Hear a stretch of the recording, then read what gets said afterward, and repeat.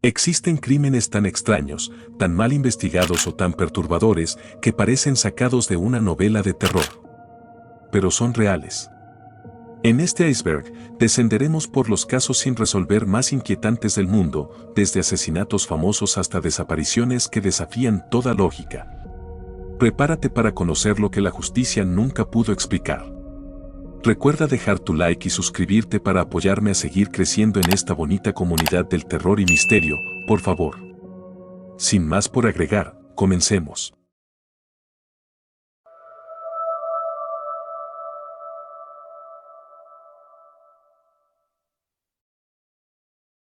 Era Navidad de 1996. En una lujosa casa de Boulder, Colorado, los padres de John Bennett, una niña de 6 años y reina de belleza infantil, encontraron una nota de rescate en la escalera. Decía que su hija había sido secuestrada y exigía exactamente $118,000, la misma cantidad que el padre había recibido como bono ese año. La policía llegó, pero trató el caso como un secuestro. Amigos y familiares caminaron por la casa, contaminando la escena. Horas después, el padre encontró el cuerpo de John Bennett en el sótano, estaba envuelta en una sábana, con cinta adhesiva en la boca, una cuerda en el cuello y signos de abuso. La autopsia reveló asfixia y traumatismo craneal. Pero lo más perturbador fue que la nota de rescate parecía escrita con papel y bolígrafo de la misma casa. Se sospechó de los padres, del hermano, de un posible intruso, pero nunca hubo condena. El caso se volvió un circo mediático, con teorías que iban desde rituales hasta encubrimientos familiares. Hoy, casi 3 décadas después, el asesinato de John Bennett sigue sin resolverse. Y con cada año que pasa, la verdad parece hundirse más en el silencio. Era enero de 1947. En Los Ángeles, una mujer paseaba con su hija cuando encontró lo que parecía un maniquí abandonado en un terreno baldío. Pero no era un maniquí. Era el cuerpo de Elizabeth Short, una joven de 22 años, aspirante a actriz. Su cadáver estaba cortado en dos, drenado completamente de sangre, con una sonrisa tallada en el rostro y signos de tortura. No había ni una sola gota de sangre en el lugar, lo que indicaba que el cuerpo fue lavado y trasladado. Los medios la apodaron la Dalia Negra, por su cabello oscuro y su gusto por vestir de negro, en referencia a la película La Dalia Azul, estrenada poco antes. La policía recibió más de 60 confesiones falsas. Se investigaron médicos, actores, incluso familiares. Pero nunca se identificó al asesino. El caso se volvió un fenómeno cultural, inspiró películas, novelas y teorías que van desde rituales hasta encubrimientos de Hollywood. A día de hoy, el asesinato de Elizabeth Short sigue sin resolverse. Y su imagen, congelada en blanco y negro, se convirtió en símbolo de una ciudad que esconde más sombras de las que muestra.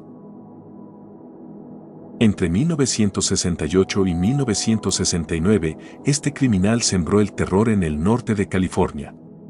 Sus víctimas eran parejas jóvenes, atacadas en lugares apartados, y un taxista solitario. Al menos 5 asesinatos fueron confirmados, aunque él mismo afirmó haber matado a 37 personas. Pero lo que lo hizo verdaderamente siniestro fue su obsesión por comunicarse con la prensa y la policía. Enviaba cartas burlonas, plagadas de criptogramas, símbolos extraños y amenazas. En una de ellas escribió: "Espero que se esté divirtiendo mucho tratando de atraparme. No le tengo miedo a la cámara de gas porque me enviará al paraíso mucho antes, ahora tengo suficientes esclavos para trabajar para mí". Algunas de sus cifras fueron descifradas por aficionados décadas después, pero otras siguen sin resolverse. El principal sospechoso fue Arthur Lee Allen, un ex maestro con antecedentes, pero nunca se pudo confirmar su culpabilidad. Más recientemente, se ha señalado a Gary Francis Post, fallecido en 2018, como posible autor. El caso fue cerrado por la policía de San Francisco en 2004, pero sigue abierto en otras jurisdicciones. El asesino del Zodíaco se convirtió en un ícono del crimen sin resolver, frío, inteligente y siempre un paso adelante. Un juego macabro del gato y el ratón que nunca terminó. Era el 3 de mayo de 2007. La familia McCann, de origen británico, disfrutaba unas vacaciones en Praia da Luz, Portugal. Madeleine, de apenas 3 años, dormía junto a sus hermanos en el apartamento turístico mientras sus padres cenaban en un restaurante cercano. Cuando su madre regresó a revisar a los niños, encontró la ventana abierta y la cama de Madeleine vacía. Lo que siguió fue una búsqueda internacional sin precedentes, medios de todo el mundo, celebridades, detectives privados, teorías contradictorias. Se habló de secuestro, de encubrimiento, de redes criminales. Incluso los propios padres fueron considerados sospechosos por la policía portuguesa, aunque nunca se presentaron cargos.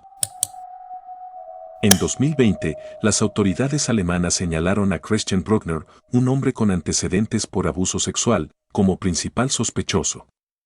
Estaba en la zona el día de la desaparición. Pero hasta hoy, no hay pruebas suficientes para acusarlo formalmente. Han pasado más de 18 años. El caso sigue abierto. Y Madeleine sigue desaparecida. Este crimen no solo dejó un vacío en una familia, sino también una herida en la confianza pública. ¿Cómo puede desaparecer una niña en medio de Europa sin dejar rastro? Era la noche del 7 de septiembre de 1996. Tupac, acompañado por Suge Knight, fundador de Death Row Records, salía de un combate de boxeo de Mike Tyson en Las Vegas. Minutos antes, había participado en una pelea con Orlando Anderson, miembro de una banda rival. Mientras viajaban en un BMW negro por Flamengo Road, un Cadillac blanco se emparejó con ellos. Desde el interior, dispararon múltiples veces. Tupac recibió 4 impactos, 2 en el pecho, 1 en el brazo y otro en el muslo. Murió 6 días después en el hospital, con solo 25 años. El crimen desató una ola de teorías, fue una venganza entre bandas, una conspiración dentro de la industria musical, una guerra entre las costas este y oeste del rap. En 2023, Duane Kafdi Dedes fue arrestado y acusado formalmente por el asesinato. Según documentos judiciales, habría recibido una oferta de $1 millón para matar a Tupac y a Suge Knight. Incluso el nombre de Sean P. Diddy Combs ha vuelto a aparecer en testimonios recientes, aunque no ha sido acusado formalmente. A pesar de los avances, el caso sigue sin resolución definitiva. Y Tupac se convirtió en leyenda. Su muerte no solo dejó un vacío artístico, sino también una herida abierta en la cultura afroamericana, en la industria musical y en la justicia. Era la madrugada del 9 de marzo de 1997. Biggie salía de una fiesta en el Peterson Automotive Museum de Los Ángeles, acompañado por su equipo de Bad Boy Records. Mientras su convoy avanzaba por Wilshire Boulevard, una camioneta Suburban se emparejó con su vehículo y abrió fuego. Biggie recibió 4 disparos. Fue trasladado al Hospital Cedar Sinai, donde fue declarado muerto a las 1:15 de la mañana. Tenía solo 24 años. Su asesinato ocurrió apenas 6 meses después de la muerte de Tupac Shakur, en circunstancias similares. Ambos eran los rostros visibles de una guerra cultural entre la costa este y la costa oeste del rap. Las teorías no tardaron en surgir. ¿Fue una venganza, una conspiración dentro de la industria, una operación encubierta? En 2006, la familia de Biggie demandó al Departamento de Policía de Los Ángeles por $400 millones, alegando encubrimiento y corrupción. El exdetective Greg Kering afirmó que Suge Knight, fundador de Death Row Records, habría ordenado el asesinato como represalia por la muerte de Tupac. A pesar de los testimonios, documentos y sospechas, nadie ha sido condenado. Biggie murió justo antes del lanzamiento de su álbum Life After Death, que se convirtió en leyenda. Su voz sigue sonando, pero su caso sigue sin justicia. Era la madrugada del 8 de marzo de 2014.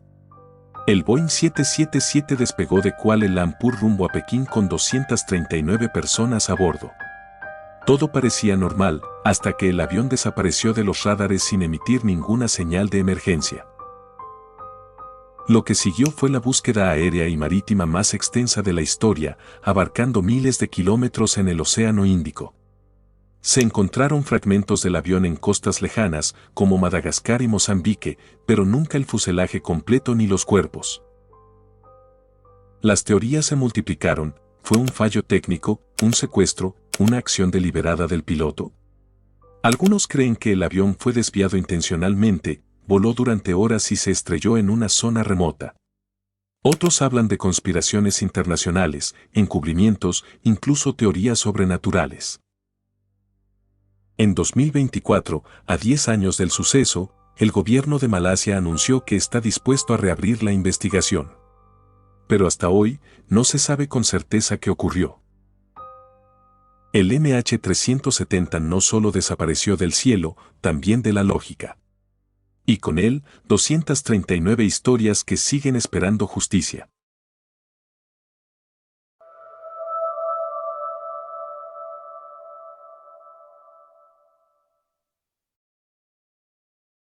El 1 de diciembre de 1948, en una playa de Adelaida, Australia, fue hallado el cuerpo de un hombre bien vestido, sin signos de violencia, sin documentos y sin identidad. Su ropa no tenía etiquetas, sus zapatos estaban impecables y en su bolsillo oculto se encontró un pequeño trozo de papel con las palabras Tamam Sud, que en persa significa terminado o acabado. Esa frase provenía de la última página de un libro, El Rubaiyat de Omar Khayyam. La policía encontró una copia de ese libro en el asiento trasero de un coche abandonado cerca del lugar. En su contraportada había un código cifrado que nunca ha sido descifrado y un número de teléfono que pertenecía a una enfermera local, Jessica Thompson. Jessica negó conocer al hombre, pero su reacción al ver el busto del fallecido fue tan intensa que los investigadores sospecharon que ocultaba algo. La autopsia reveló signos de envenenamiento, pero no se encontró ningún tóxico conocido en su cuerpo. Algunos creen que fue un espía en plena Guerra Fría. Otros, que fue un suicidio romántico. En 2022, se identificó al hombre como Carl Charles Webb, un ingeniero eléctrico australiano. Pero su muerte sigue sin explicación. El caso Tamam Sud es más que una muerte sin resolver. Es una historia de códigos, silencios y una frase final que parece escrita para el misterio mismo, terminado. Era el 31 de marzo de 1922. En una granja aislada entre los bosques de Baviera, Alemania, 6 personas fueron brutalmente asesinadas con una herramienta agrícola: el padre Andreas Gruber, su esposa Casilia, su hija Victoria, sus 2 nietos, uno de apenas 2 años, y la nueva criada, que había llegado ese mismo día. Pero lo más inquietante no fue solo el crimen, sino lo que ocurrió antes y después. Días antes, Andreas había contado a sus vecinos que había encontrado huellas en la nieve que llegaban desde el bosque hasta su casa, pero no regresaban. También escuchó pasos en el ático, encontró un periódico que nadie reconocía y notó que faltaba un juego de llaves. La antigua criada había renunciado meses antes, diciendo que la casa estaba embrujada. La noche del crimen, se cree que los adultos fueron atraídos uno por uno al granero y asesinados. Luego, el asesino entró a la casa y mató al bebé en su cuna y a la criada en su habitación. Pero lo más escalofriante, el asesino se quedó en la casa durante varios días. Vecinos notaron que el humo seguía saliendo de la chimenea, que alguien alimentaba al ganado y que la comida había sido preparada. Cuando finalmente entraron, encontraron los cuerpos ocultos bajo paja. La pequeña Casilia, de 7 años, había sobrevivido por horas y se había arrancado mechones de cabello antes de morir. Nunca se encontró al culpable. No hubo robo. No hubo testigos.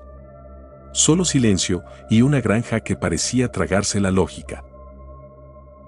El caso Intercaifec no es solo una masacre.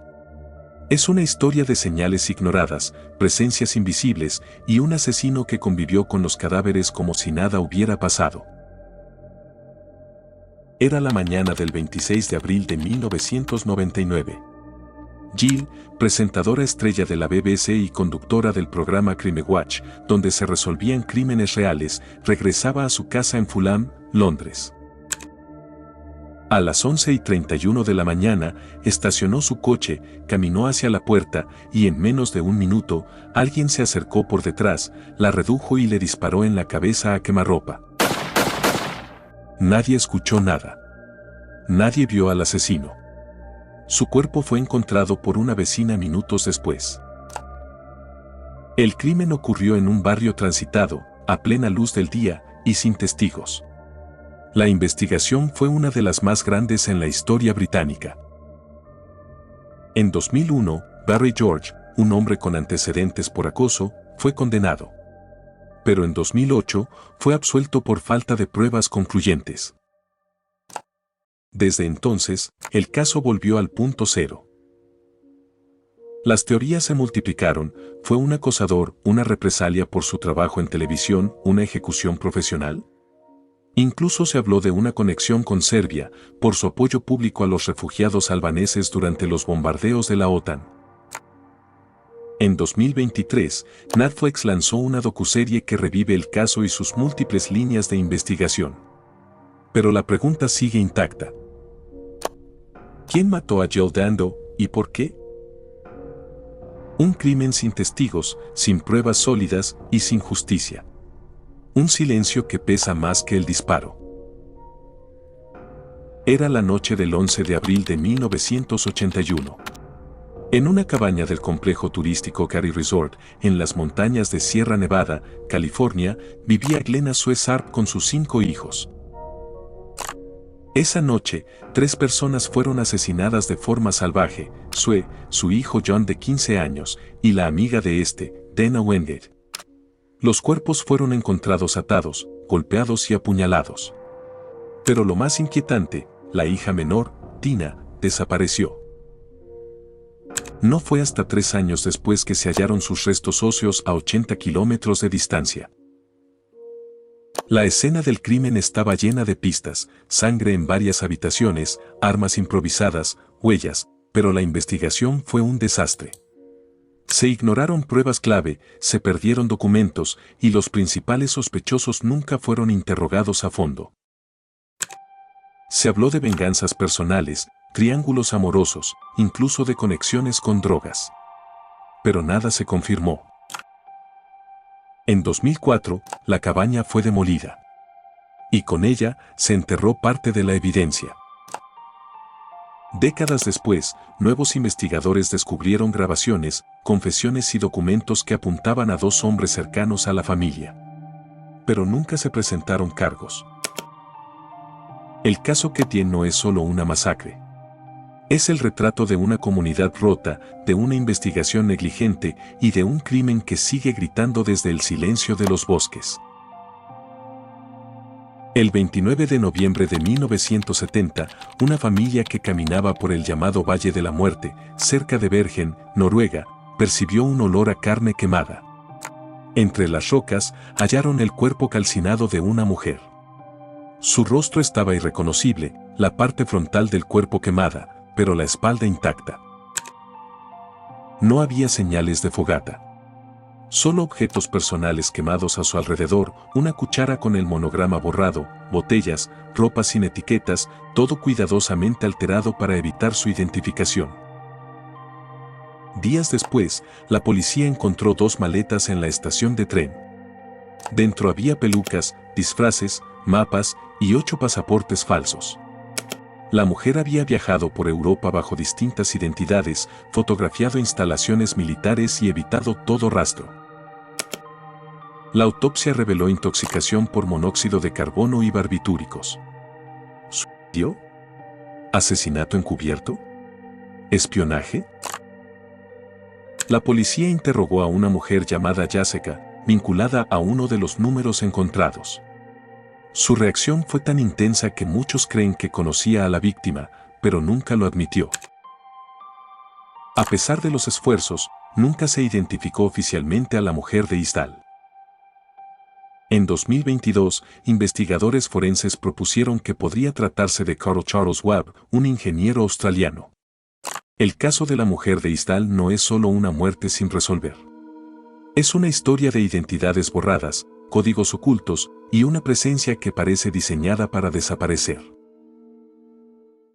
Era la noche del 12 de octubre de 1974.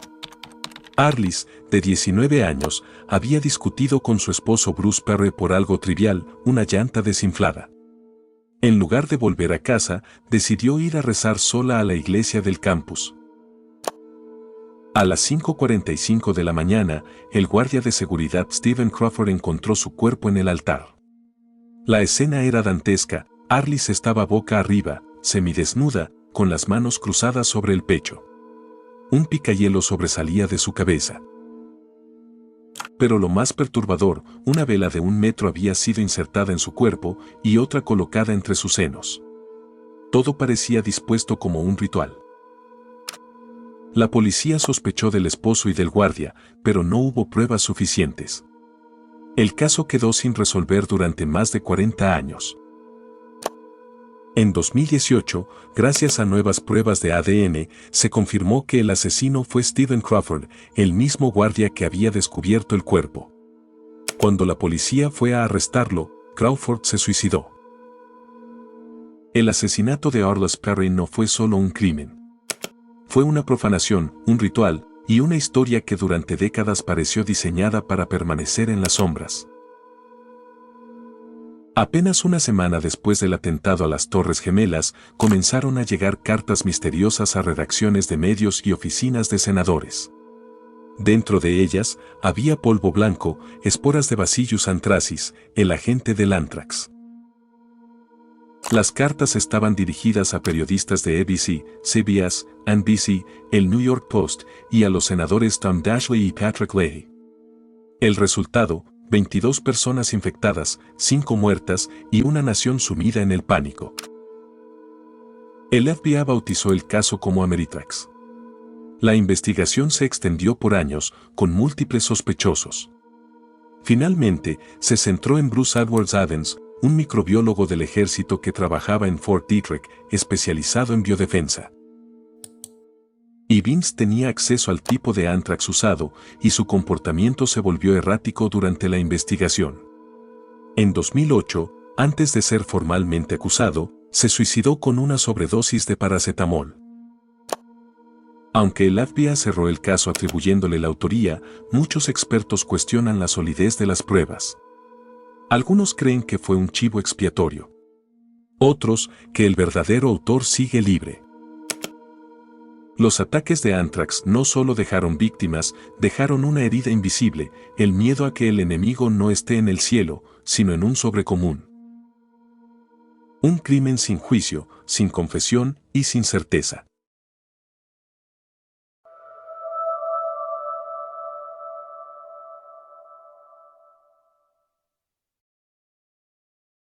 Era enero de 2013. Elisa, una joven canadiense de 21 años, viajaba sola por Estados Unidos. Se hospedó en el Hotel Cecil de Los Ángeles, un edificio con fama siniestra, suicidios, asesinatos y hasta huéspedes como Richard Ramirez, el Night Stalker. El 31 de enero, Elisa dejó de comunicarse con sus padres. 2 semanas después, tras quejas de los huéspedes por el mal sabor y color del agua, un empleado revisó los tanques de la azotea. Allí, flotando desnuda en uno de los depósitos, estaba el cuerpo de Elisa Lam. Pero lo que convirtió este caso en leyenda fue el video del ascensor, grabado la noche de su desaparición. En él, Elisa entra y sale del elevador varias veces, presiona botones sin sentido, se esconde en las esquinas, hace gestos extraños con las manos, como si hablara con alguien invisible. El ascensor permanece abierto, inmóvil, como si algo lo estuviera bloqueando. No hay nadie más en el video. Pero su comportamiento parece el de alguien perseguido o poseído. La autopsia indicó ahogamiento accidental, sin signos de violencia. se mencionó su trastorno bipolar como posible causa de un episodio psicótico. Pero las preguntas persisten: ¿cómo llegó al tanque, cuya tapa era pesada y difícil de abrir? ¿Por qué el video fue editado antes de ser publicado? ¿Por qué el ascensor no funcionaba? El caso de Elisa Lam no solo es un misterio. Es una historia que mezcla salud mental, arquitectura maldita y una secuencia de imágenes que parecen sacadas de una pesadilla. ¿Un crimen, un accidente o algo más? Lo único claro es que nadie volvió a verla viva después de ese video. Era la noche del 24 de diciembre de 1945 en Fayetteville, Virginia Occidental. Mientras la familia Sade dormía, un incendio estalló en su casa. George y Jenny, los padres, lograron escapar junto a 4 de sus 10 hijos. Pero los 5 menores, Maurice, Martha, Louis, Jenny y Betty, nunca salieron. Lo extraño, no se encontraron restos humanos entre los escombros. Ni huesos, ni cenizas compatibles. Nada. Los Sade comenzaron a sospechar. George había vuelto a cablear la casa recientemente, descartando un fallo eléctrico. El camión familiar, que podría haber sido usado para rescatar a los niños, no arrancaba sin explicación. Testigos afirmaron haber visto a los niños en vehículos extraños esa misma noche. Otros dijeron haberlos visto en orfanatos o acompañados por adultos desconocidos. La familia nunca reconstruyó la casa. En su lugar, levantaron un jardín conmemorativo y una valla publicitaria con las fotos de los 5 niños, ofreciendo recompensa por información.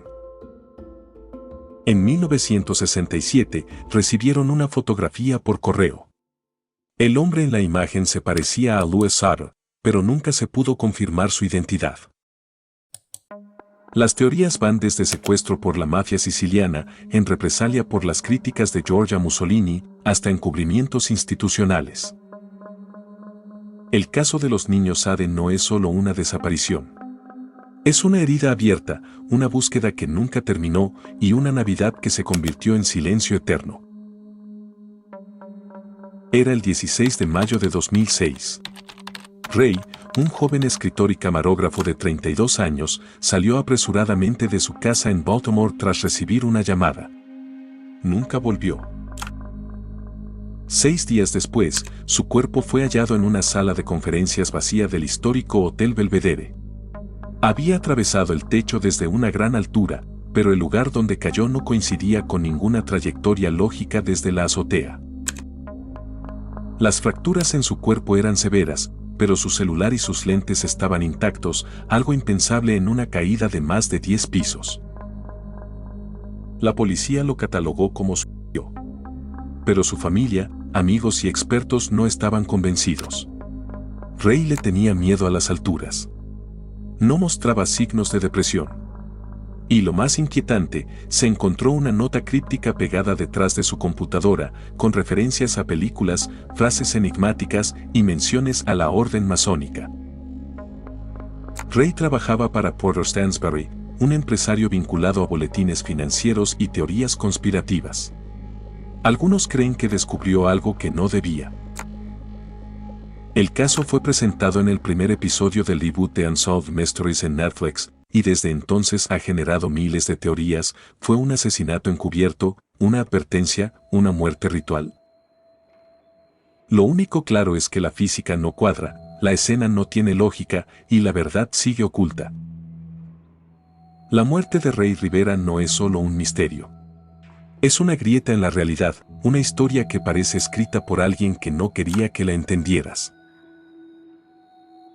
Era el 11 de enero de 2013. Kendrick, un estudiante afroamericano de 17 años, fue encontrado muerto dentro de una colchoneta vertical en el gimnasio de su escuela secundaria en Valdosta, Georgia. Su cuerpo estaba boca abajo, descalzo, con sus zapatillas detrás de las rodillas y rodeado por un charco de sangre. La versión oficial fue inmediata: asfixia posicional accidental. Según las autoridades, Kendrick habría intentado alcanzar un zapato caído dentro de la colchoneta, quedando atrapado sin poder salir. pero su familia no lo creyó. Exhumaron el cuerpo y encargaron una segunda autopsia. El resultado fue escalofriante: trauma contundente en el cuello y tejidos blandos, incompatible con un accidente. Y lo más perturbador, el cuerpo había sido rellenado con papel periódico. Los órganos internos, corazón, pulmones, hígado, cerebro, estaban ausentes. Además, faltaban horas de grabación en las cámaras de seguridad del gimnasio. La familia denunció encubrimiento, apuntando incluso a los hijos de un agente de la FBI como posibles involucrados. En 2021, el sheriff del condado reabrió el caso tras recibir nuevas evidencias del Departamento de Justicia. Pero hasta hoy, nadie ha sido acusado formalmente. La muerte de Kendrick Johnson no es solo una tragedia. Es una historia de negligencia, de dolor familiar y de un sistema que parece haber decidido que algunas vidas no merecen respuestas. Era la noche del 31 de marzo de 2006. Brian, estudiante de medicina de 27 años, salió con amigos a celebrar el inicio de las vacaciones de primavera. El lugar elegido, el Ugly Tuna Saloon, un bar en Columbus, Ohio. Las cámaras de seguridad lo captaron entrando al bar, hablando con dos mujeres, y luego volviendo solo al interior. Pero lo más inquietante, ninguna cámara lo registró saliendo. El bar tenía una sola entrada pública, vigilada por cámaras. No había salidas traseras accesibles sin activar alarmas. La policía revisó cada rincón del local, los ductos, los techos, nada. Brian simplemente desapareció. Su celular nunca volvió a encenderse. Su tarjeta bancaria no fue usada. Su coche quedó estacionado. Uno de sus amigos, Clint Florence, se negó a cooperar con la investigación y a someterse al polígrafo. Algunos creen que Brian fue víctima de un crimen dentro del bar. Otros, que escapó voluntariamente. Incluso se ha vinculado su desaparición con la teoría del asesino de la cara sonriente, una supuesta red que ataca a hombres jóvenes. Pero no hay pruebas. No hay testigos. No hay cuerpo. El caso de Brian Shaffer no es solo una desaparición. Es una grieta en la lógica, un momento congelado en video, donde alguien entra, pero nunca sale.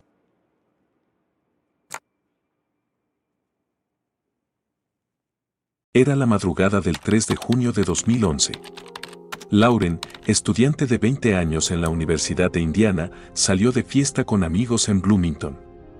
Había bebido mucho, usó una identificación falsa para entrar a un bar y dejó atrás su celular y sus zapatos. Fue vista por última vez en compañía de varios hombres, caminando descalza por las calles del campus. Las cámaras de seguridad la captaron entrando a un edificio, pero nunca saliendo. A las 4:30 de la mañana, desapareció. La policía reconstruyó su ruta, desde su departamento en Smallwood Plaza, al bar Kilroy's, luego a casa de amigos. En algún punto, se desvaneció. Lo inquietante, ninguno de los hombres que estuvieron con ella esa noche ha sido acusado, y algunos dejaron de cooperar con la investigación. No se encontró evidencia sólida. No hay testigos confiables. No hay restos. La familia contrató investigadores privados, rastreó pistas en redes sociales, incluso siguió teorías virales en TikTok. Pero todo se desvaneció. En 2023, se cumplieron 12 años sin respuestas. Y el dolor de sus padres se volvió tan profundo, que dejaron de dar entrevistas. El caso de Lawrence Barron no es solo una desaparición. Es una historia de negligencia, de silencio, y de una joven que salió a divertirse y nunca volvió.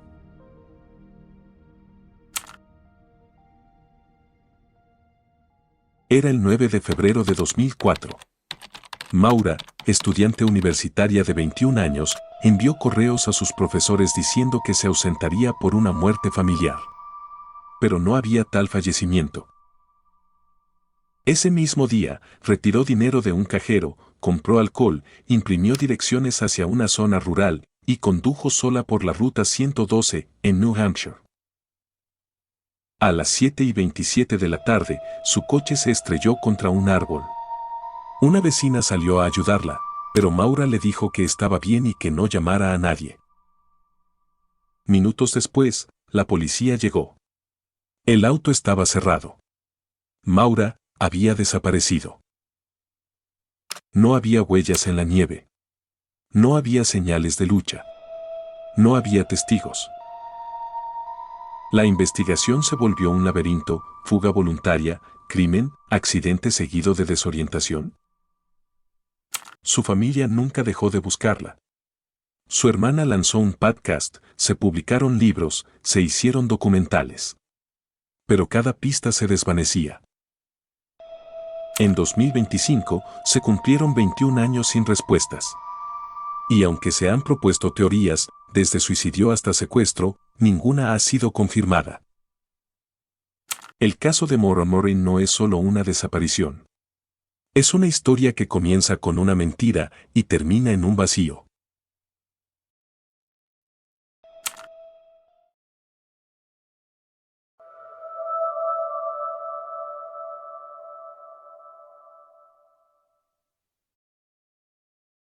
Todo comenzó en 2010, cuando la policía buscaba a Shannon Gilbert, una joven trabajadora sexual desaparecida en Oak Beach, Nueva York. En lugar de encontrarla, hallaron 4 cuerpos femeninos envueltos en sacos, alineados a lo largo de la carretera Ocean Parkway. En los meses siguientes, se descubrieron hasta 11 restos humanos, mujeres, un hombre y un niño. La mayoría eran trabajadoras sexuales contactadas a través de Craigslist. Las víctimas compartían patrones: todas habían sido asesinadas, algunas desmembradas y enterradas en zonas pantanosas. Durante años, el caso se estancó. Se habló de un asesino en serie meticuloso, apodado LISK, Long Island Serial Killer.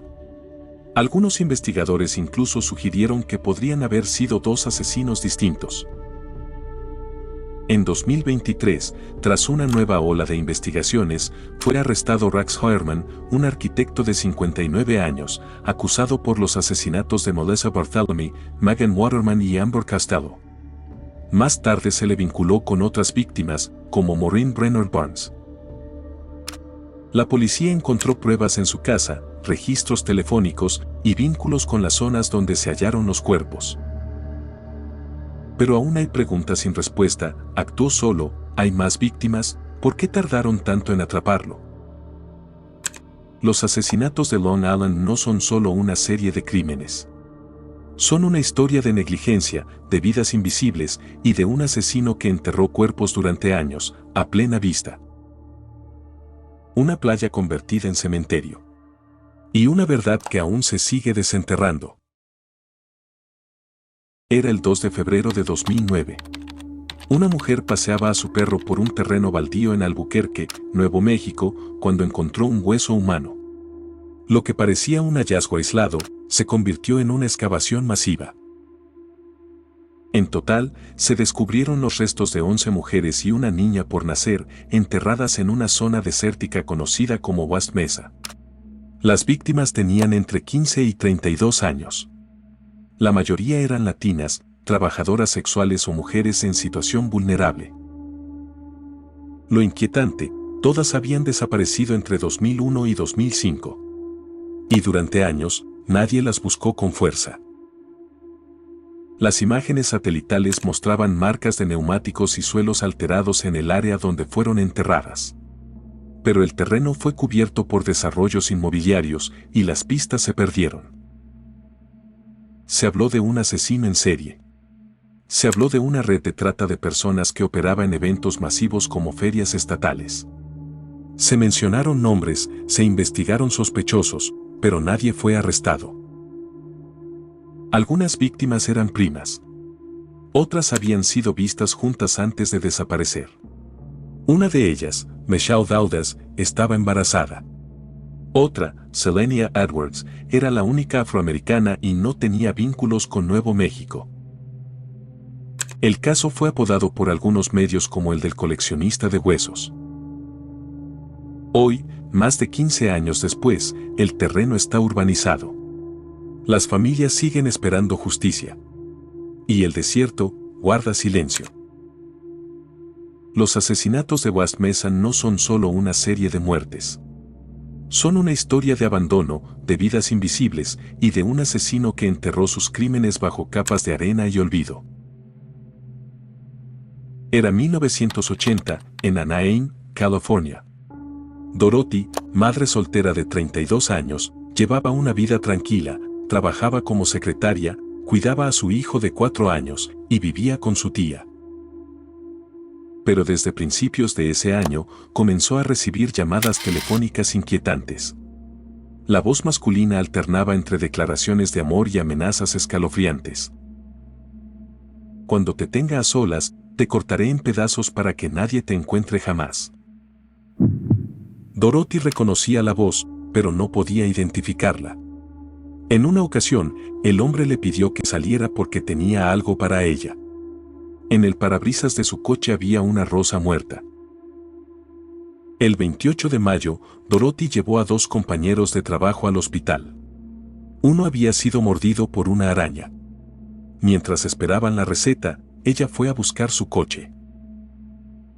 Minutos después, su vehículo apareció frente a ellos, pero aceleró a toda velocidad, cegándolos con los faros. Nunca más la volvieron a ver.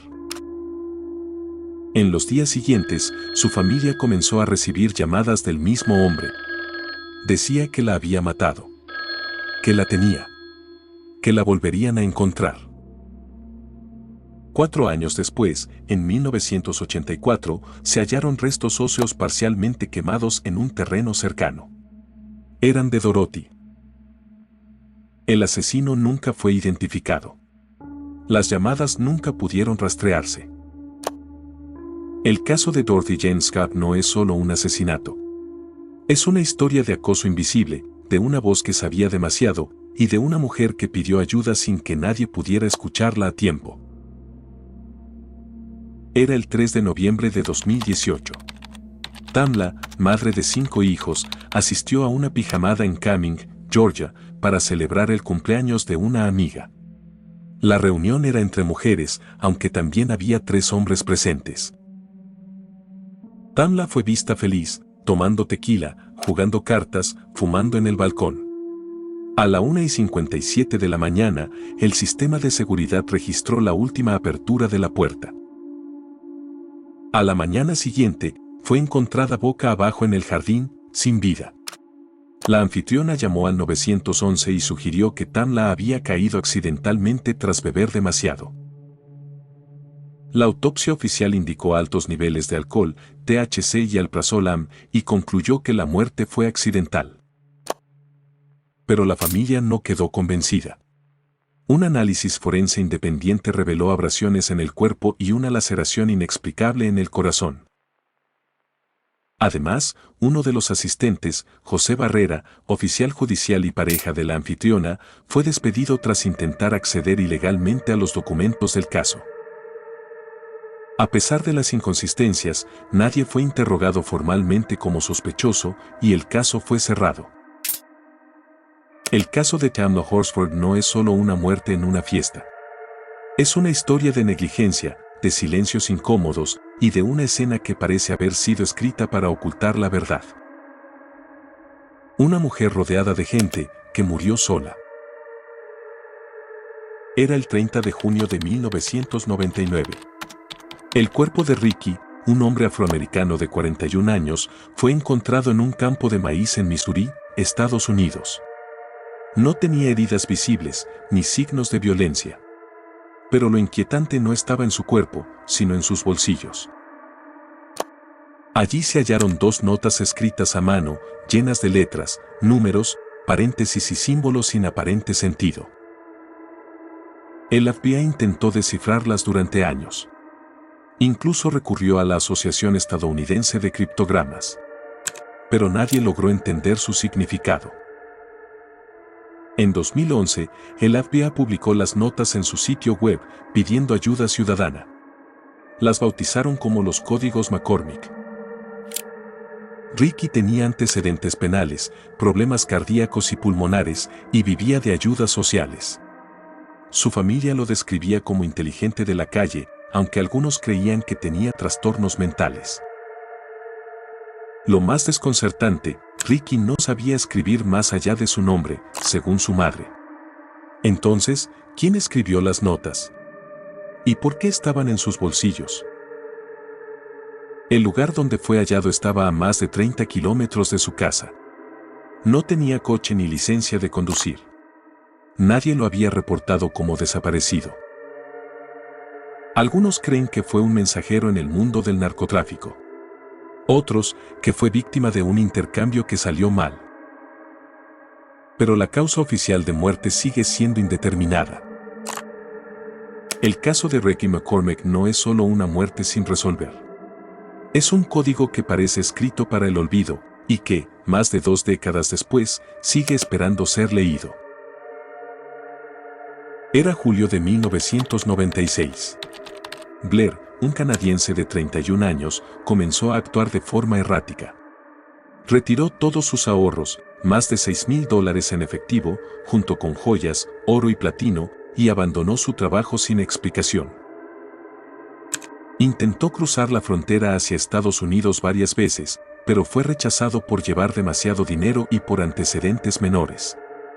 Finalmente, logró entrar alquilando un coche. Su ruta fue caótica: Vancouver, Seattle, Washington D.C., Virginia, hasta llegar a Knoxville, Tennessee. Nadie sabía por qué. En Knoxville, se hospedó en un motel, pero nunca durmió allí. Fue visto corriendo por las calles, nervioso, como si huyera de alguien. El 11 de julio, su cuerpo fue encontrado en el estacionamiento de un hotel en construcción. Estaba semidesnudo, con los pantalones bajados, los zapatos puestos, y rodeado por su dinero y joyas. La autopsia reveló una perforación abdominal causada por un golpe violento, además de heridas en la cabeza y manos. No había señales de abuso sexual ni robo. Lo más inquietante, nadie sabe por qué estaba allí, ni qué lo perseguía.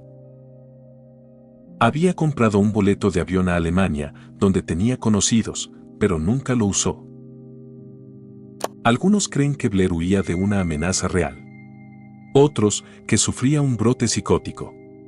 Pero lo único claro es que su muerte fue violenta y sigue sin culpables. El caso de Blair Adams no es solo un asesinato. Es una historia de paranoia, ruta sin destino, y una escena que parece diseñada para confundir. Como si el miedo lo hubiera guiado, hasta el final.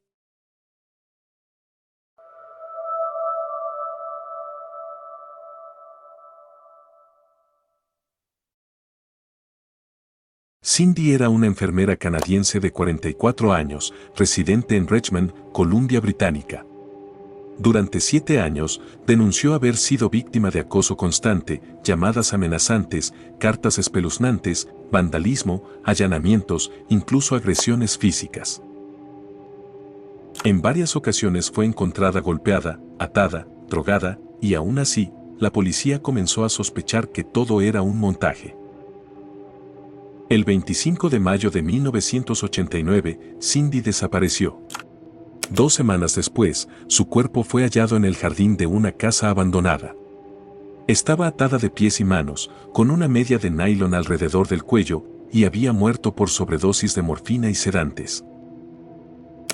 Lo inquietante, la posición en la que fue encontrada no parecía posible de realizar por sí sola. A pesar de los signos de tortura, la Real Policía Montada del Canadá dictaminó que se trataba de un suicidio o una muerte accidental.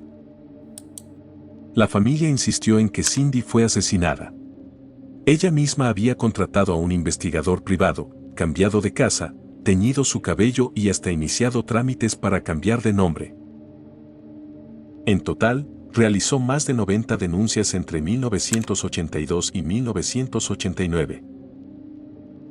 El caso fue tan complejo que se convirtió en uno de los más costosos en la historia de Columbia Británica. Y aún así, nunca se identificó a un sospechoso. El caso de Cindy James no es solo una muerte sin resolver.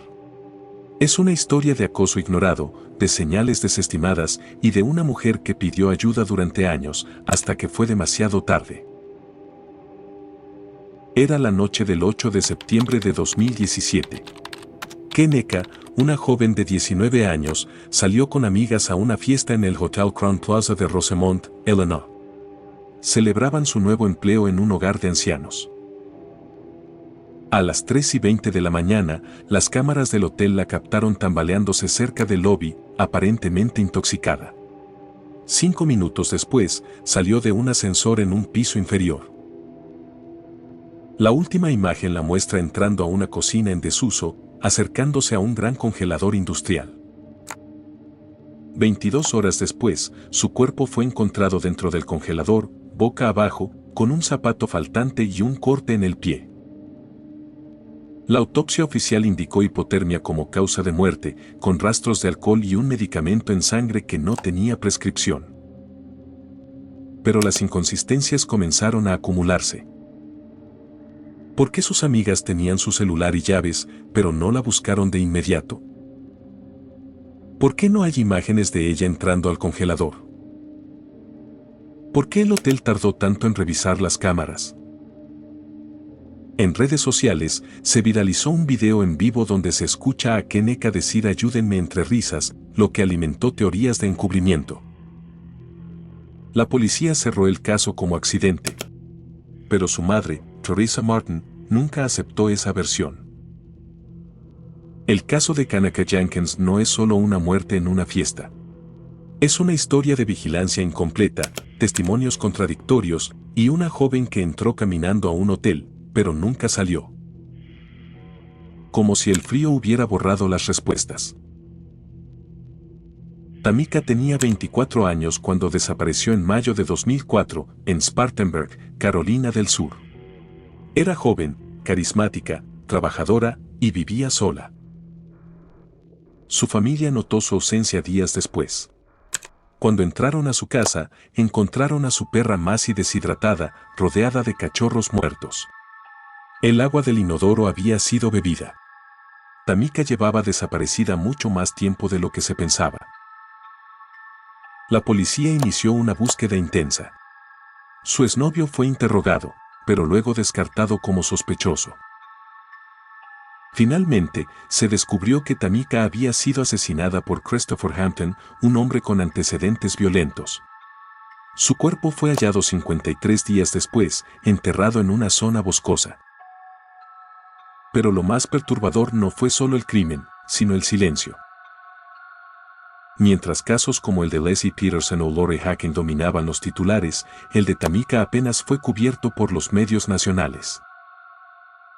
Su tía, Radka Howard, experta en relaciones públicas, intentó atraer la atención de los medios. Pero fue ignorada. El caso de Tamika Houston se convirtió en símbolo de una verdad incómoda. Las mujeres afroamericanas desaparecidas reciben menos cobertura mediática, menos recursos y menos justicia visible. Hoy, su historia resurge como denuncia, como recordatorio. Porque el silencio también mata. Y Tamika merecía ser escuchada. Era la madrugada del 14 de mayo de 2008. Brandon, estudiante de 19 años, regresaba a casa tras celebrar el fin del semestre universitario en Canby, Minnesota. Cerca de las 2 de la mañana, su coche cayó en una zanja rural. No estaba herido, pero no lograba ubicar su posición exacta. Llamó a sus padres. Durante 47 minutos intentó guiarlos por teléfono, creyendo estar cerca del pueblo de LYND. Les dijo que encendería y apagaría las luces del auto para que lo vieran, pero nunca lograron encontrarse. Frustrado, Brandon dijo que caminaría hacia unas luces que creía provenían del centro del pueblo. Poco después, mientras seguía en línea con su padre, exclamó: «¡Oh, mierda!». Y la llamada se cortó. Nunca volvió a contestar. Nunca volvió a aparecer. Las búsquedas revelaron que su coche estaba en realidad a 40 kilómetros de donde él pensaba, cerca de Porter. Se rastreó la zona con perros, drones, voluntarios, pero no se encontró rastro alguno. Se especuló que pudo haber caído al río Yellow Madison, pero no hubo evidencia. El caso impulsó la creación de la Ley Brandon, que obliga a la policía a iniciar búsquedas inmediatas de adultos desaparecidos. El caso de Brandon Swanson no es solo una desaparición. Es una historia de confusión, de una última frase y de un joven que se desvaneció mientras hablaba con su padre. Como si el paisaje lo hubiera tragado en tiempo real. Era la madrugada del 14 de febrero del año 2000 en Shelby, Carolina del Norte. Asa, una niña de 9 años, se levantó de su cama mientras sus padres dormían, tomó su mochila y salió caminando sola por la autopista 18, bajo una tormenta de viento y lluvia. Varios automovilistas la vieron. Algunos intentaron detenerse, pero ella corrió hacia el bosque y desapareció. Por la mañana, sus padres notaron su ausencia. La búsqueda comenzó de inmediato. Días después, se encontraron algunos de sus objetos personales cerca del lugar donde fue vista por última vez. Pero lo más inquietante ocurrió un año y medio después. Su mochila, aún empacada, fue hallada enterrada en un sitio de construcción, envuelta en 2 bolsas de basura negras selladas. ¿Por qué salió sola? ¿Qué la motivó? ¿La esperaba a alguien? Asa era una niña tranquila, responsable, sin antecedentes de fuga. Algunos creen que fue manipulada por alguien a través de libros o televisión. Otros, que fue víctima de un secuestro cuidadosamente planeado. En 2024, el caso dio un giro. El FBI vinculó muestras de ADN halladas en su mochila con 2 personas que eran adolescentes en el momento de su desaparición. Se realizaron registros en propiedades vinculadas a la familia Dedmon, pero el cuerpo de Asa nunca ha sido encontrado.